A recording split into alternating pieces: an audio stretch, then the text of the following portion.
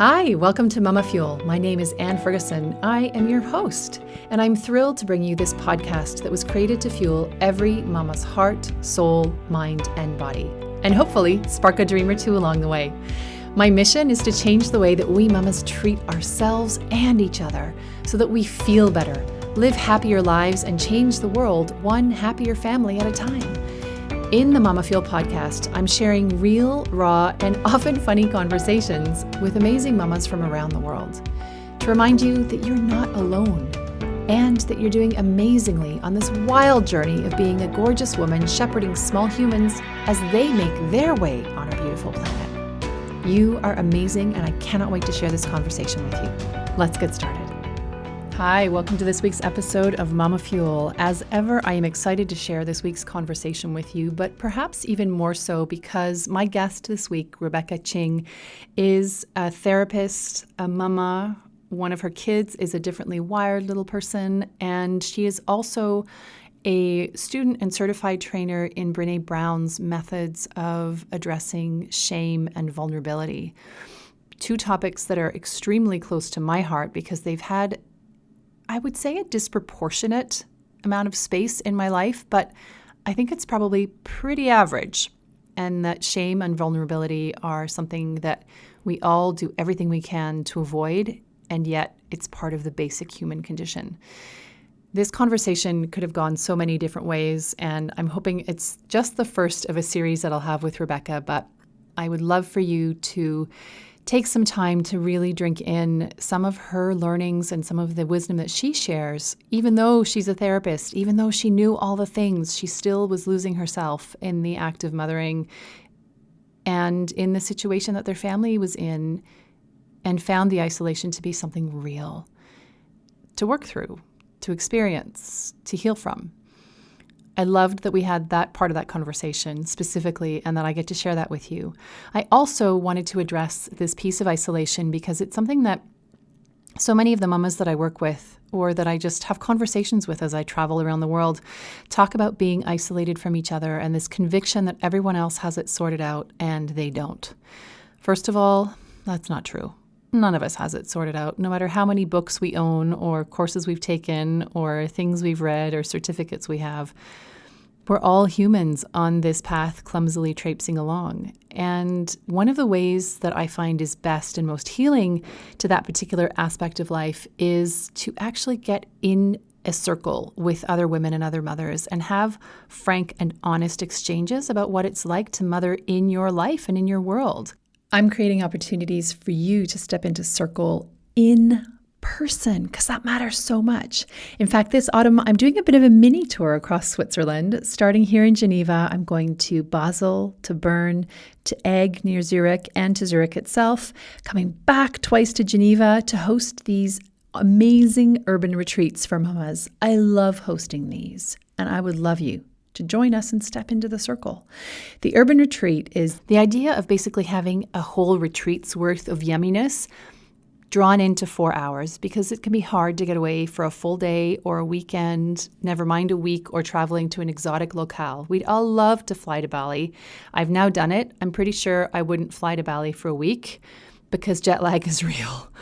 But the urban retreats are one of my very favorite things to do. And I, in fact, started doing them right here in my house. And it was an incredible experience to do a little bit of meditation, a little bit of yoga, some inner work, create something together as a collective, exchange about our experiences, make some beautiful connections locally to where the mamas were, and then go back into our daily lives feeling more refreshed, connected, fulfilled, relieved to have been in a space with other women who are on a similar quest to build meaningful connection and find other like-minded souls. I'm really looking forward to meeting you in person.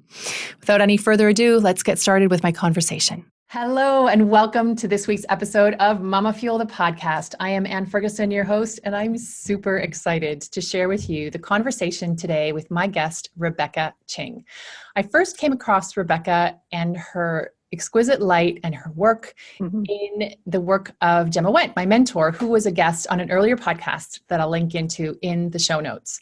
And one of the things that captivated me about Rebecca and made me want to have her on the podcast today was her energy and her generosity with her knowledge, and also the fact that she has a vast amount of knowledge around a topic that is, for me, an area of huge interest, which is shame and vulnerability, having studied the work of Brené Brown. So I'm excited to have you on, Rebecca. Welcome, and thank you for agreeing to be a guest on the podcast. Thank you so much for having me. I'm thrilled to be here. Hooray. Okay, so let's start in the same place that we start every week, because it's helpful for anybody who this is the first time coming across you. Tell us about what your life looks like right now. Like what does your life look like? What does my life look like right now? Well, it's the end of May, and stateside, it's when a lot of schools are wrapping up. So we call it May-December, kind of as a joke. It's kind of like the Christmas time. So there's been baseball playoffs and end of the year parties and teacher gifts prep.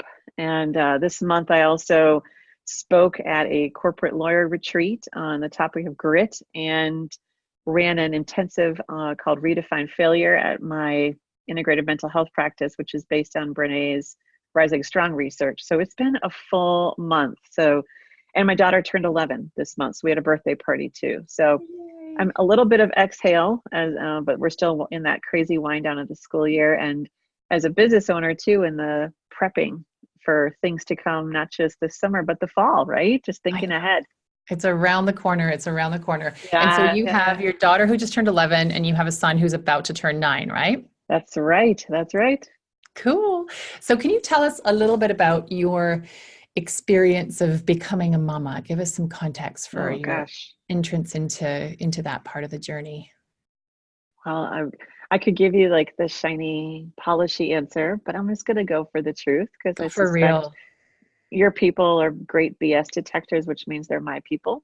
Yeah. I really didn't think I wanted to be a mom. I grew up in a home that gave me the data that if this is what it's like for a kid, then why would I want to have that be the story for someone else that I care about? And then this wacky thing happened. I met this guy and I fell in love. And for me, work was my love, my passion, and it consumed so much of my life, which I suspect a lot of people can relate to.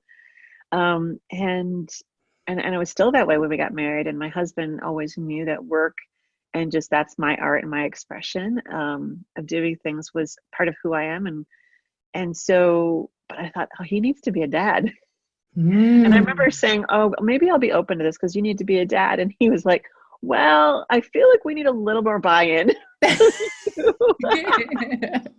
But I'll be honest, it was a bit of a leap of faith just because of who he is and how I saw him with people. He is a high school AP teacher. He's a retired ocean lifeguard. He's just this incredible guy.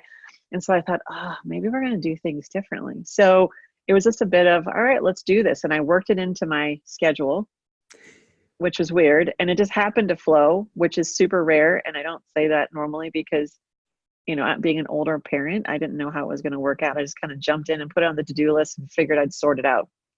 And you did. And I did. And it was the first time in my life where I knew I couldn't plan anything in pen after my daughter's due date. And that was weird. Like I incorporated my brick and mortar business 3 months after she was born because I was in denial of shifting. And I haven't really told this story, but I think it was the stress, but I started having immense pain every time I ate any food. And if you know me, I love food. We're foodies. We love to cook it. We love to eat it. We love to shop it. And then all of a sudden, anything was causing me to literally double over. I went and had my gallbladder checked because for a geriatric pregnancy, I just did air quotes for those of you listening, because that's so lame, but it's what you call you when you're past 35. And everything was healthy, more air quotes. And then about 4 months after giving birth, my body reset quickly. I'm still nursing, I've been nursed for a year, but I got my period again. And then all of a sudden the pain went away. So I think I was putting so much pressure on myself and my body just said, well, we got to get some systems back. It was the weirdest thing ever. I remember my birthday happened, I had a gorgeous cake and I couldn't even eat this chocolate cake. So that was data that I didn't listen to well, And then I had my second kid about 25 months after Hazel, and and we were at about 6 months prior to getting flagged that there was something going on with my daughter that might need our attention. And so when she was 3, kind of in her 3 year, and a few months before she turned 4, she was diagnosed on the autism spectrum.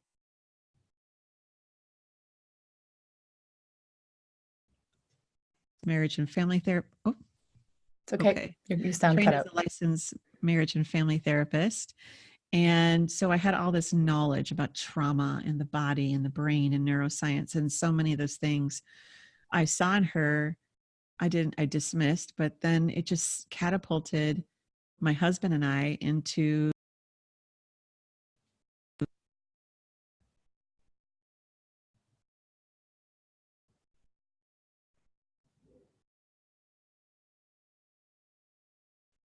Let's see now.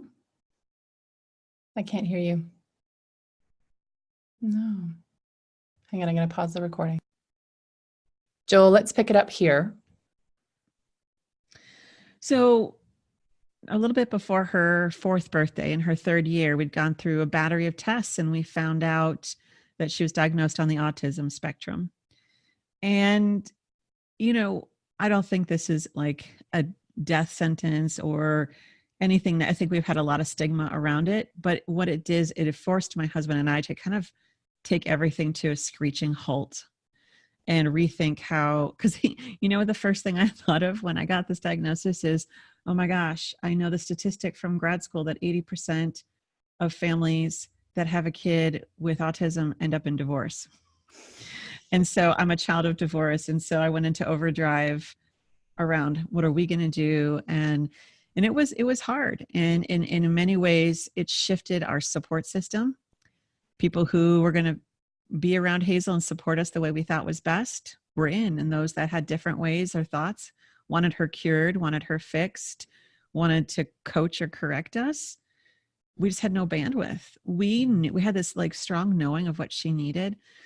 And so being a mom and a working mom, it all became this, like, so much of what I was doing in my work was so that she could have opportunity for early intervention. And then raising our son too. And also knowing the statistics around siblings of kids who are on the spectrum. So it was an adventure, but I'll tell you, it's one of the best things that has happened to us and the hardest things that has happened to us. And while we're breathing now, we had a good year. We had a really good year. We haven't had one of those really where we can exhale. So you're catching me at a good point in a spring where I'm not crawling across the finish line like I have the last several. But I think we're seeing the fruits of several years of intervention and community support and great team effort. And now my husband and I are trying to catch a breath and reconnect and not get out of survival mode. And do that. And my son saying, hey, your big sis gets all the attention. I'm like, you're right. She does get a lot more. And let's talk about that. So it's been unique. And I'll tell you, Hazel and Holden, our kids, have been the best at picking our friends and our support and helping us realign our boundaries and helping us stay connected to what matters most and our family values and core values and what we love.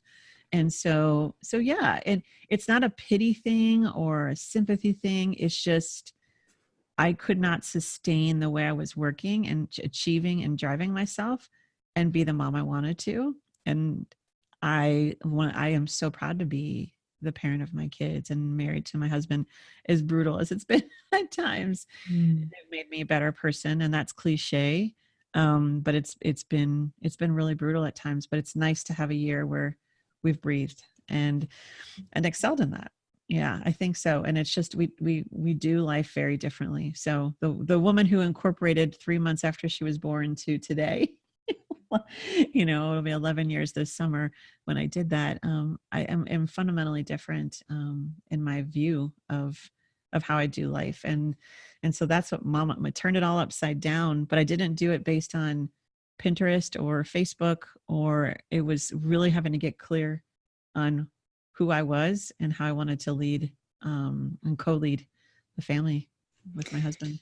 So many things I want to pick up on there. And as the mom of a differently wired child, two differently wired children, one who was my guest on an earlier podcast, Carolina, who's about to turn 12, did a podcast with me a few months ago about what it's like to be 11 and what it's like to be dyslexic and have other learning differences in a school environment.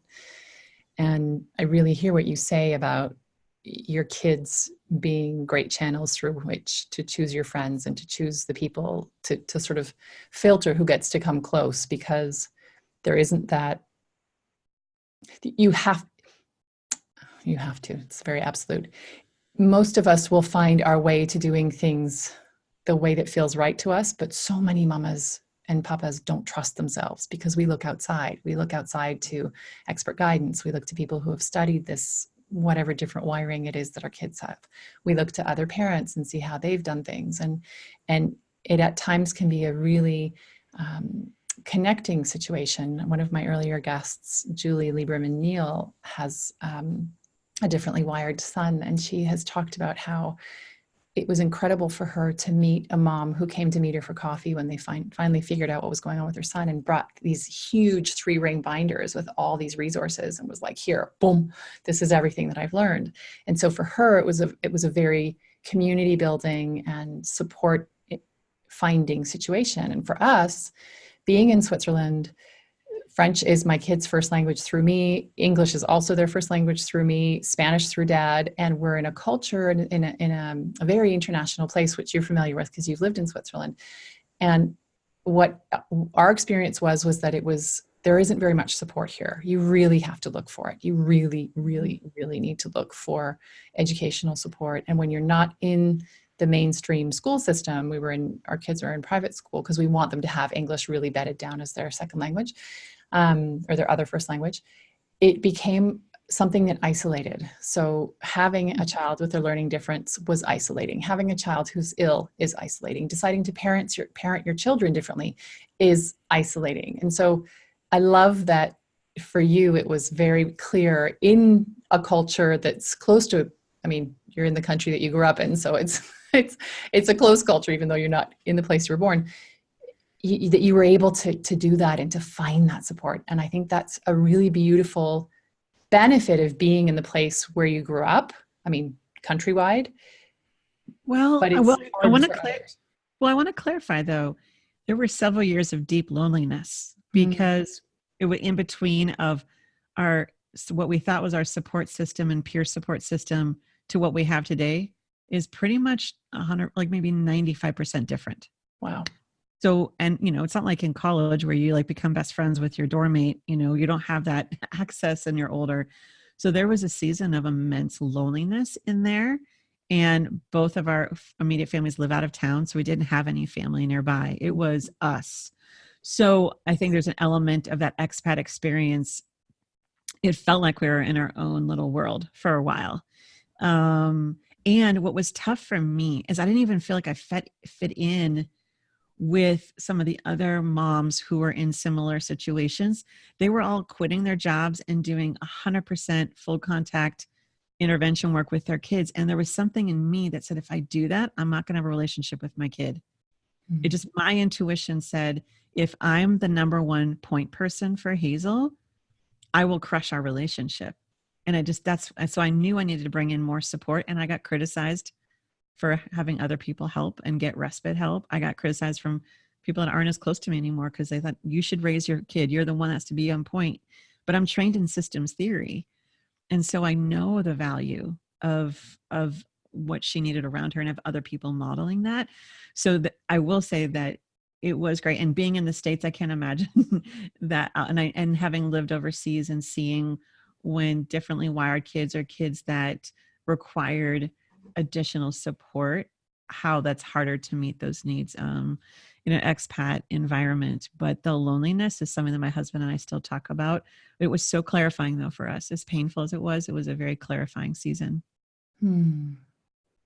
Thank you for that, because it's, the stories we make up, I can't remember where I first heard that term, the stories we make up about other people, but the stories that we make up about, people that we have glancing contact with, even at a distance through Instagram or any other way, that often can leave us feeling like we are very different from each other. And in fact, we're not. And that's whether Well, that's what shame says. That's what Yeah. shame will say is no one else gets you.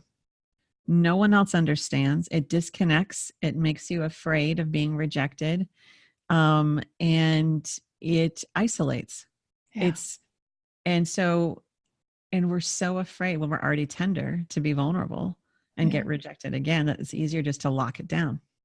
So we think. Because why would you knowingly walk into the trap of, I already feel shame, I'm going to go out there, be vulnerable, and I'm going to feel like I'm 6 years old again, and I'm in that bathroom, and those girls aren't giving me the birthday party invitation, and they're turning away from me in their circle, and oh my God, my coping skills haven't moved on. And then becomes the cyclical, I suck, and it's my fault, and what's wrong with me, and how come them and not me? Right. Yeah.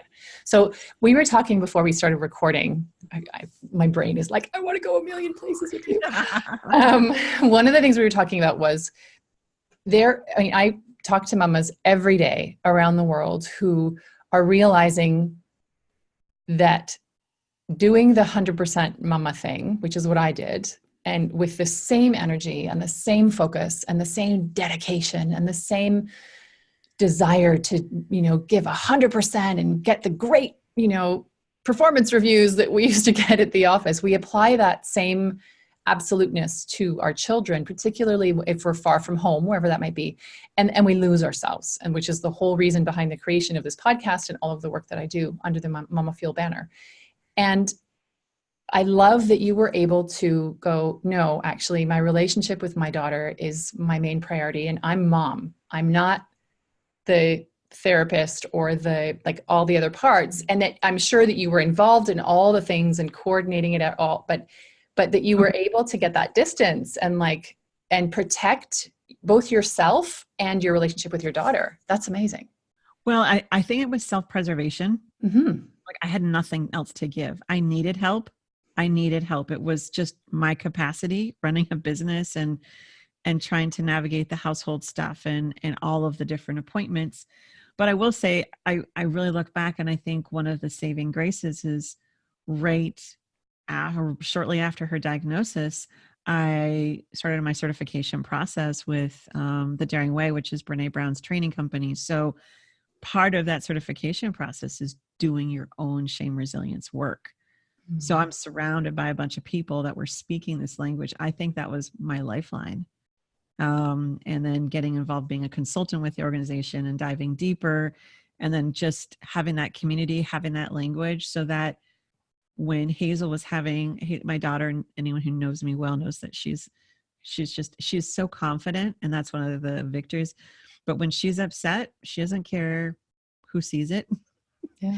Throw down. And, the vulnerability of having a kid who's acting out in public and the amount of misunderstanding that happens about us as parents and our children, that's some bandwidth. But I have a distinct memory of when Hazel was having a very, very public meltdown at school where kids were all surrounding us, and I'm on the grass with her. And I noticed this, it still gets me a little choked up, and I'm on my knees next to her while she's really upset. Teachers are trying to get kids to get to the playground and stop watching. And as parents were walking their kids to the playground, they were just tapping me on the shoulder. It was this, we got you, mom, husbands or dads and moms. And they were all just I look up and they're just and it was this unspoken. So I knew we were in the right community.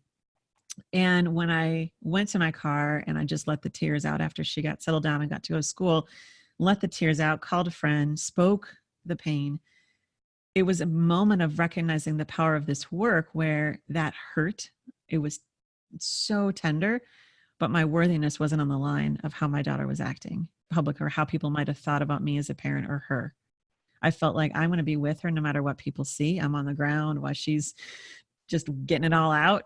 And that's when I'm like, okay, this stuff works. This is hard and brutal and necessary, that I could still have this emotion. And I had that release, and it was hard to transition to work that day, I remember, but I recognized the fears and the shames. I spoke it.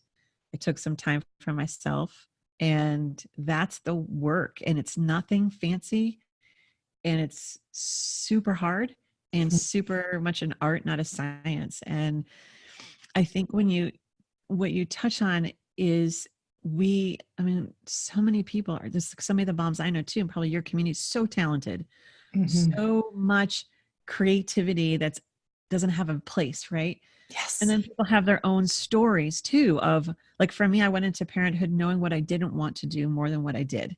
So I didn't have like a playbook. I knew about what not to do playbook. That was my cliff notes of what I don't want to do in parenting. And we can still numb with our serving and our giving and our caretaking and the insidiousness of comparison. And then our nervous system say, do not be misunderstood. Shut down the risk of my kid hurting. Because if my kid's hurting, that tears me up. That's like the sweet spot that no one can sit there and go, you need to do this. You need to get more shame resilience. You can't, it's this choice and a lonely path. That's why I love Brené's book on braving the wilderness. Cause it's like, you have to meet people on the path, but it's your path to walk alone. And parenthood is that, motherhood is that. No one has your unique story and genetics and dreams and vision and core, your partner. And so while there are common themes that we can all identify with, there's those uniqueness. So even the immense amount of loneliness, but then the empowerment of clarity of knowing what our kid needs. And I knew I couldn't look to anyone else to say, yeah, you're doing the right thing. Because they weren't there. They were like, what are you doing? And everyone had something counter. So I think there's elements of that in parenting too. But we can't give what we don't have. And I needed to model to my daughter. I come from a family where people worked, they did everything for everyone, they sacrificed, were bitter, resentful, blamed, but then were proud of how hard they worked. Right. So, and did amazing things with their lives and are doing amazing things with their lives. But I think it is like, it took me a long time to figure out, who am I? Like, who really am I? I knew who I should be. Probably, into my 40s. I knew the shoulds. And it's easy to still get lost in that in the parenting, because there's a huge business and a huge narrative externally, and then our own internal fears and desires and longings. But parenthood is not for the weary. It is the most tender thing. And again, for those, this is a crowd that is parents. I always want to qualify, if you're not a parent and you're a fur mama, but this crowd is for the mamas. So I just think we are so hard on ourselves. Yeah. And we have to be the ones that give ourselves the grace and the compassion. And we talk about that a lot, but I don't think we take the time to do it. We're really good at giving, but we're really horrible at receiving. We are. And I'm just writing down notes as you're talking, because I want to talk about a whole bunch of stuff based on what you just said. So you were able to step back and kick into self-preservation mode, right?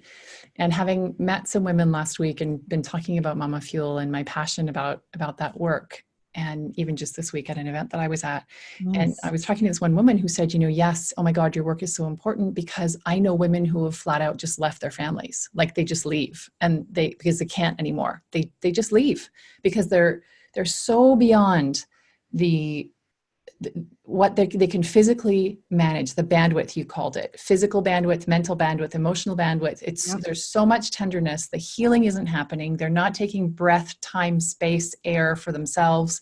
They've lost themselves so completely that the only way to not completely dissolve is to bolt. And yep, and it happens more often than not. And on one of my earlier podcast interviews, Glennis Trender left home for 4 weeks. She got in a camper van and drove all the way from Ireland to very near here to the Jura, and camped out for 4 weeks to just remember who the hell she was. You had to take a really good time out.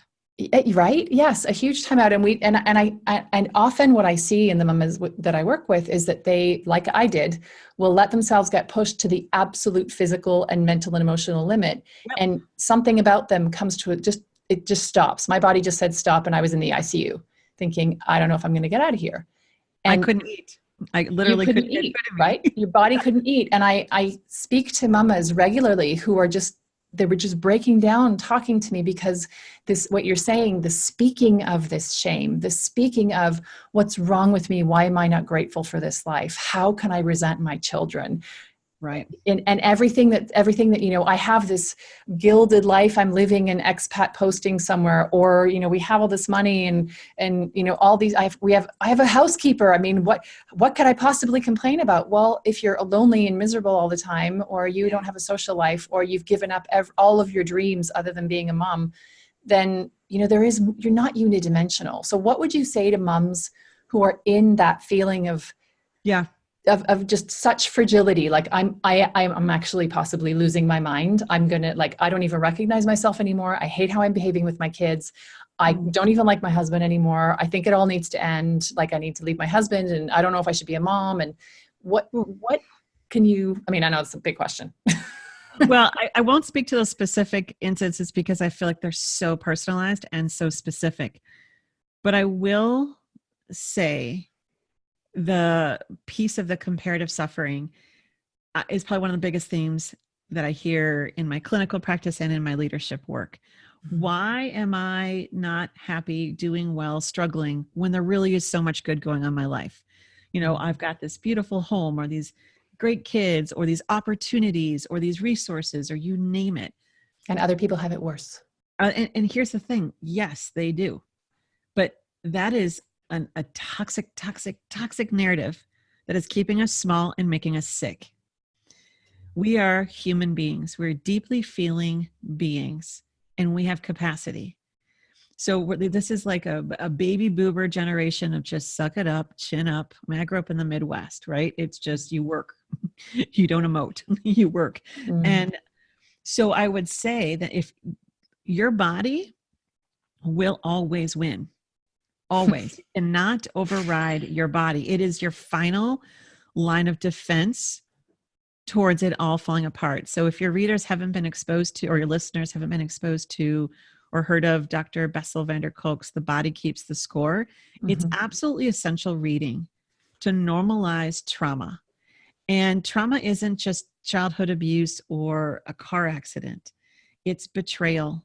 It's neglect. It's, if you're a perfectionist, it's failure. That's traumatizing. And we say in those of us who do the shame resilience work, we talk about shame work is trauma work and trauma work is shame work. And then it ushers itself to grief work. And then we have to grieve what we thought we wanted it to be. And grief work, it's like, I talk about the emotion of grief because that's an emotion, like it's an unruly teenager. You try and limit it and contain it. It's like, oh, you're going to put limits on me? Well, I'm going to F you. And I talk about grief being like hydrogen peroxide, right?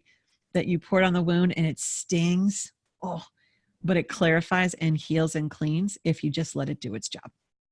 And the more you try and resist that part, the more infected, the more power it gets. So that connection of shame and trauma and grief is, and anytime we try and override that, we are feeling beings who think. And that's what I love about Brené's Rising Strong research that really shifted what, like Carol Dweck's work in the mindset work is, that we're thinking people who feel. But that at the same time, we have to take a look at our beliefs. We have to take a look at our actions. We have to take a look at what we're thinking all at the same time, not in a step-by-step process, but they're all legs of a stool. That's kind of how Brené's research came out. And I just thought it nailed it when I saw that. And so if you're on the brink, you can do one of two things. You can make a choice right now, and probably all choices on the table suck, or you can wait for your body to do what it does and you'll have no choices. Yeah. I mean, that's kind of a generalized view, but in general, I see where it goes. If you're at that. And I definitely working with moms in midlife, they come to me for the first time because they've been white knuckling it. And then all the things for 2 decades, 2 or 3 decades have been rumbling in. So yeah, that's a tough one. And it's a reckoning that will probably change a lot in your life, but you don't have to do it all at once. Sometimes it's just putting on the pause and giving permission, to get help. And sometimes there's so much inner fear that if I really take a look at this, it's going to change everything. But the reality is things will change. but you'll have less agency if you don't start now. Yeah. And that part about getting help, there is a level of discernment that I think is really important from a self-preservation perspective, where some of us will reach out for help to someone who isn't necessarily safe. Yes. Or we might reach out for help, get a response, and it's so damaging and so bruising and like poking hot pokers in an already open wound and chucking some salt in there. And you think, that is it. I'm never asking for help again. So I would encourage anybody who's listening, and I'm talking to myself too, ladies, so this isn't just about anybody else, that to find the people who are really safe, to find either a therapist, ideally a friend, somebody that you can really be yourself with, who won't try to fix you, and then tell them what you need. Like if it's, can you just please listen and not utter a word and just give me a hug if that's what you need. Like, and I would dial it back though, even more, like I need a housekeeper. I need a massage. I need more childcare support. Even if I'm in the house, it might just start there. Yeah. So that you have the bandwidth then to go sit with somebody, a stranger, or to try and be brave again and reach out to a friend or someone else in your community, whether it's a mentor or coach, whatever that may be for you. Sometimes it might just be streamlining your life so you can freaking breathe first. Yeah. And that was, for me, it was, okay, I need more help. We had to figure out, I joke and say Hazel's college education went into the first 5 years of her life. And we're all still standing and thriving right now. Yeah. So, and love each other. Yeah. And we do it imperfectly and deeply messy. And we're still trying to rise from that in some ways too, and the aftershocks of that season. But I'm so grateful that you said that, because we have to be very, very, very, very picky on who we invite into our precious story. Mm-hmm. And sometimes just talking to ourselves and saying, this is hard, this is terrible, this is so lonely, this is excruciating, that might be better than inviting in the wrong person. And we got to choose wisely. And if it doesn't go well, after you take time to convalesce, try again. Yeah. And you'll find your team. It took a while. Because there's this expectation. I don't know if you had this, but I kind of had this expectation, if I was vulnerable and I was just took a risk and shared the real stuff, that it'd be met with open arms and equally. And what I'm realizing is that the bandwidth to sit with messy is really, really hard. And that everyone's best is just different. Yeah. And, when in one of the curriculums, one of the methodologies of Brené's work and the Daring Greatly work, we talk about marble jar friends, and she referenced that in her Daring Greatly book. And, she says, if you have one marble jar friend, you're a millionaire. If two, you're a gazillionaire. And so I'm a very social person. I know a lot of people, but this mamahood journey helped me not think every single one of them was going to be the person I can call in the middle of the night. And it took me a good handful of years. I didn't feel like I had anybody, but I had me, and I had to rediscover that for me. But that wounding of being disappointed by someone who you thought was there. But I'm telling you, when you start to reorganize and let friends go and have them be more of your casual friends or your real, just love from afar friends, it's so much more beautiful. And then you just have your people. But the loneliness of motherhood is not what anyone prepared me for.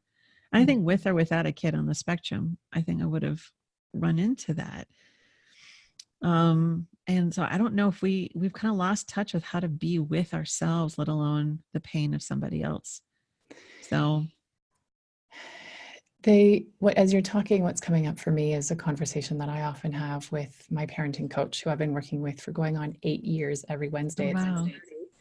And she will often say to me, and it's Leslie Potter, who's also a guest on an earlier podcast. I feel like I should have a list in front of me so I can just refer to which podcast to go to. But we often have this conversation about how we will do anything to avoid feeling like a crappy mom, a bad person, selfish, a disappointment, abandoning, rejecting. We don't want to feel like we're abandoning and rejecting anybody else. We don't want them to feel like we're abandoning and rejecting them. So we abandon and reject ourselves over and over and over and over again. And we break that connection of trust that we started with Yep. and need in order to survive. And so as you were talking, I was thinking about that piece, about how when you're with someone who is in discomfort, most people will do just about anything to not have to sit with that person in their discomfort, because they're so incredibly uncomfortable. It's like a child who's tantruming.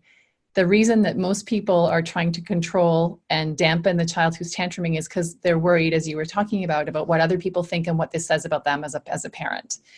So I'm trying to control the external, to not have to feel like a bad person and to not have to feel judged by those other people, which is really messed up, right? Like if you follow that chain of thinking, like I've decided I know what all the people around me are thinking, A, that they're looking at me, B, which I don't even know, B, that I know what they're thinking. And based on what I've decided I know that they're thinking, I'm now going to have a behavior to control the external, which is my child, instead of going for that connection. And the same thing I see happening over and over and over in the mirror and with the moms I work with, of to avoid being in that discomfort, to avoid being in that vulnerability, facing into that shame and the ick that comes along with it. We have become skilled at doing just about anything to not be in that place. And my experience of that is that it causes trauma. And that was one of the scribbles that I had. Can we talk a little bit, because you had written a post at one point about how you wanted to just do away with the word trauma because it's just lived experience. Like this is what we all have, right? And I talk about my daughter having learning trauma around her dyslexia and being made to feel stupid by other kids and ridiculed by teachers. And her experience was very traumatic. And someone looked at me and said, yeah, but you as parents have been traumatized too. And I thought, and then I had this moment of, hang on, that's another brick in the trauma wall. And is it just not lived experience? Can you talk a little bit about that, about trauma? Yeah. And I don't know if I have to go back to that post, because I think it's more of wanting to redefine how we understand trauma. And I think we make this big boogeyman kind of experience, but find me a human that hasn't experienced relational trauma. And yes, that's a lived experience. Really, we are in, and like you talked about, the deep disappointment, the rejection, the alienation, the betrayal of friends who can't show up for you the way that you expected them, or family in a time of struggle or need. So, and again, I suspect a lot of the women that are listening to your show would identify as perfectionists, or, strive, like that there's just, and it's, shame's BFF. So I think I talk about trauma in the lens with my perfectionist community. And so failing to be everything to everybody, failing to please everybody, failing to be seen as what only the ideal, that's trauma then. So those become these little dings where we're at the point where we can still shower and feed barely maybe and clothe, and we're keeping it together. And so there's a misnomer of these little traumas that happen, the rejections from a partner, whether the missed understandings, the misconnections, the stuff that kids say, which is so sweet sometimes, and other times you're like, whoa, okay, that went for ground zero. Those are little dings, like little paper cuts. And then all of a sudden you have thousands of paper cuts. Those are harder to treat and heal from than one paper cut, one big wound. And so then they each have their own story. They each have that they all kind of overlap and become this piled on concentric circle of neurons and synapses that if you smell something, see something, hear something, feel something, taste something that taps that ball, that's what could send you under. And then your thinking parts are going, this isn't logical. I've run businesses before. I've managed accounts. I've juggled multiple fundraisers before. I've done all the things. And then you pile on yourself when your nervous system shuts down. So we have a huge education gap on what it means to be trauma informed, which really is being human informed. And the personal development community, I think, has done a disservice as I've been diving into that over the last couple of years, this almost toxic patriarchal view of if you're struggling again, you are a failure. Yeah. And if you're too emotional, and saying that to a woman, right? We got to shut down the emotion. Yeah. And then we're deeply feeling beings who think. So then we're all of a sudden there's trauma upon trauma, which is all coming from a protective place. So it's about hardwiring. It's about experiences. It's about personality and temperament. It's about environment. And so it's having a lot of grace and compassion for that stuff. And then we're so used to, I got to fix this now. I got to fix this now. And I see people after they've tried 10 different things and they feel like a failure when they've showed up to me. Yeah. Because I really should have figured this out. And so I think we've done a disservice in a lot of this culture of, just we bypass difficult emotion. We talk about spiritual bypassing. I think we emotionally bypass, which again is shutting down. It's denying our truth and our story, but it's all protective, and it makes sense to me. It makes perfect sense to me. And then the perfectionists say, oh, I've been doing this human thing wrong. So now I got to go be perfect on my healing process and on my shifting. I'm like, wow. My hand's up here. My hand is so up. Me too. Oh my God. Me too. And so I'm really grateful for what you're cultivating, because the more we cultivate and normalize the messy, the more people can hear the stories of the people you have on this show, and find a little bit of them in that and go, okay. Because the lie of shame says no one else feels this, thinks this, experiences this. And that's BS. Common humanity is truth. Not one person has felt an emotion. Not one person has not felt an emotion that you have. We don't have the exclusive rights to pain. Yeah. Our unique story is our unique story of that emotion that holds that, sure. But the lies of no one else, everyone has it all together. And we have to be very careful of what we put in our brains. So with media and tech, cruising Pinterest and Instagram in a down day, you'll walk away with a significant mood dip, research says, within 10 minutes of that scroll. So I think there's a lot, and in the expat culture, it's just tricky because it's just achievement, results, bottom line, keep up the image, don't let anyone know you're struggling because they won't trust us. And it's just this vice grip. It's unrealistic. And I saw that crush families when I was working with the expat community and working with their kids. So it's a tough time, but I feel like in the Western world in particular, we're at a reckoning point. People are starting to go, wait, this isn't sustainable and I want something different. Yeah. I could ask you a bajillion more questions, but I'm mindful of time and I want to get one important one in after the one that I'm about to ask you. So I have two questions. Okay. One question is this piece about shame resilience. Where can people, because it's a term that I'm familiar with because I've read a lot of Brene Brown's work, and you obviously having trained with her and being certified and so on, this is part of your everyday language. But for someone who's hearing this for the first time, what is shame resilience and where can you go and find out more, or where can people connect with you to find out more? Yeah. So shame resilience is really kind of a step of practices. And so it's it's a practice. So remember, we talk about practice is not perfection. When I tell people that when I help them build their shame resilience and rising strong practices, I tell them that they're done when they breathe their last breath. So I just wanted to speak that. But breaking it down, it's really just, where am I feeling this in my body? Knowing when you're hooked in shame. Shame has its own unique place to hang out in your physiology. So there's like certain excitement and stress, anticipation have their own place somatically. And my shame, in my face and in my stomach. And then it's like this kind of warm fog thing.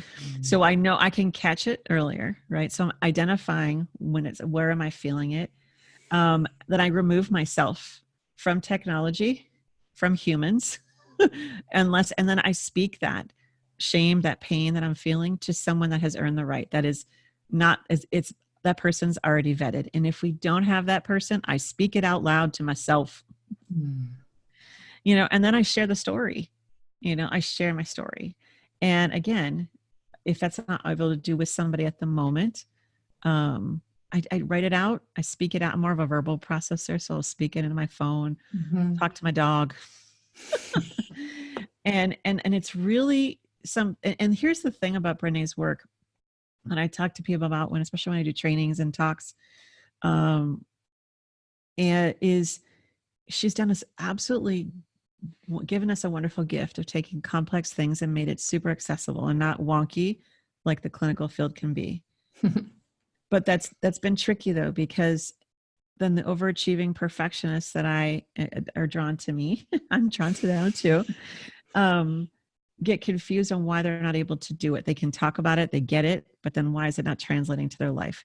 Because our expectations around practicing it is that it's supposed to be something we master, and it's not. We don't master being human until we breathe our last breath. So, and there's several other things that go into that. And so I do offer workshops in person, and I'm also offering some in a coaching capacity starting next month, actually. So people can reach me at, I'm on Instagram and Facebook at Rebecca Ching, MFT. And RebeccaChing.com is my website. So did I miss any of your other questions there? No, that's it. What you're hearing is all the other questions in my brain, but those will have to be for another time. And I know that you've agreed to be one of our experts in the MamaFuel Sisterhood. So for anybody who's listening, if you're not in the sisterhood, you want to check out mamafuel.me/sisterhood so that you can get goodies like the conversation we're going to have with Rebecca. But my last question to you is one that I ask all my guests, and that is, where do you get your MamaFuel? Where do I get my MamaFuel? Water, laughter, cooking a great meal, and breaking bread with those that I connect deeply with. My kids' laughter. My faith. And my faith too, absolutely. Yeah. Beautiful. Thank you. I love it. It's my favorite question to ask. I love closing with that one. Thank you so much, Rebecca. I know that you have all kinds of demands on your time, so I am very grateful to you taking the time to be here with us today. Thank you so much, and I'll talk to you soon. Thank you for your leadership in this space. I appreciate you. Thank you. Bye for now. Oh, I could have asked Rebecca a million bajillion more questions about shame resilience, about perfectionism being shame's BFF, as she mentioned, about trauma, about so many things, about just life and how shame twists us into knots and twists and turns our experiences with each other and our experiences in this life every single day. And it doesn't have to, if we can stay with it and if we can move through it to get to the vulnerability with safe people, right? Finding those safe people can sometimes be tricky, and that's one of the magic things about the urban retreats that I offer. It gives mamas just like you and me an opportunity to step into a circle and speak some of those things that sometimes are so laden with shame. Maybe it's a day where you're struggling to appreciate the brilliance or best parts of someone in your family. Maybe it's a day where you just aren't sure where to turn, or you're just struggling with the fact that it's autumn and the days are shorter. Maybe it's a day where you're feeling pulled in a million directions and you're not really sure what you want to do next. Or conversely, maybe stepping into circle and celebrating amazing things that are happening in your life, opportunities that are coming to you, friendships that are evolving, relationships that are blossoming. That can also sometimes be a source of discomfort because we haven't really culturally been used to uplifting and celebrating each other as women. And that's one of the amazing magic things that happens in the urban retreats. And I would love you to experience that for yourself. And I'd love to be there to witness it. You have a few opportunities this autumn of 2019 to join me for an urban retreat. There's one coming up this week, actually, at time of publishing on the 13th of October at Her Street in Geneva from 9 a.m. to 1 p.m. I just figure that you can probably find someone to look after the kids for 4 hours, be it a neighbor, a friend, a partner, maybe a relative if you got someone around. I will also be in Basel and in Bern the following weekend, the 19th and 20th of October. And then I've got another event happening in November and December here in Geneva at Her Street. And then I will also be in Egg and in Zurich in November. So lots of opportunities to step into a circle with an urban retreat with me at MamaFuel, and I would love to see you. And if you are somewhere else and would love an urban retreat to come to you and a group of your favorite girlfriends or sisters or cousins or whomever it might be, then guess what? I can move around and I love traveling and I love going out and meeting you in person and exchanging huge hugs and witnessing what magic can happen during these urban retreats. So if you would like to get in touch with me, just drop me a note at Anne, ANNE, at mamafuel.me, and let's see what magic we can create. That's it for this episode of MamaFuel, the podcast. Thanks for listening. There's a lot more conversation, sharing, and real mama talk happening in our private Facebook group. To join the virtual village, go to www.mamafuel.me/Facebook. That's MAMAFUEL.me/Facebook. And be sure to say hi when you get there. If you like this episode, or if you know a mama who could use a little mama fuel, and let's face it, we all have times when we're running on fumes, I'd love you to share this episode and to rate it and leave a review. The algorithms work that way. The more reviews there are and the more sharing there is, the more mamas will be able to feel encouraged and supported with the conversations that you just listened to in MamaFuel. Every comment helps, and it's always a super delight to hear from you. Thanks, and bye for now.